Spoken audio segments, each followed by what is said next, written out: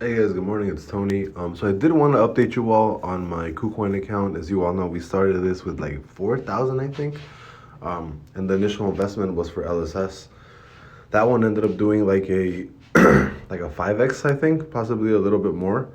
Um, and then I sold small positions from that, and I started getting into microcaps, and I've just been buying those ever since, waiting for like 100% return, and then essentially selling that and buying a new one, waiting for 100% return, buying that, getting a new one, waiting for 100% return.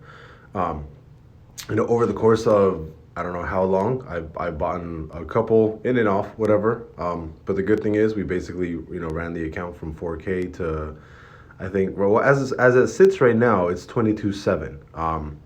LSS actually ended up dropping to like $1 in 60 cents, 62 cents.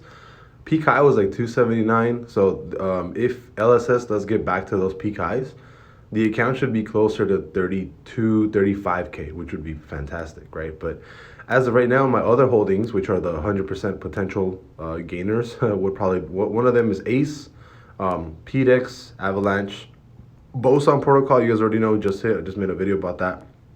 Another one I recently bought was XTM, holding Cake, Polka Dex, or I think it's Polka Dex. Polka Markets, I think. I forgot what it was called. KSM, a block did like a 3x. Red Fox, I did buy VeChain, but I actually ended up selling it because it wasn't moving as strongly as I wanted it to. It's been pretty just kind of stable, right? But yeah, I just wanted to update you guys on my KuCoin portfolio. There's a quick refresh right there, two refreshes. Like I guess nothing's really changed, but yeah, quick update. These are basically all my holdings, and I'm currently looking for my next micro cap crypto. But we'll see what happens. It doesn't have to be now. I can find it maybe like next week or something. So I'll see you guys later. Bye bye.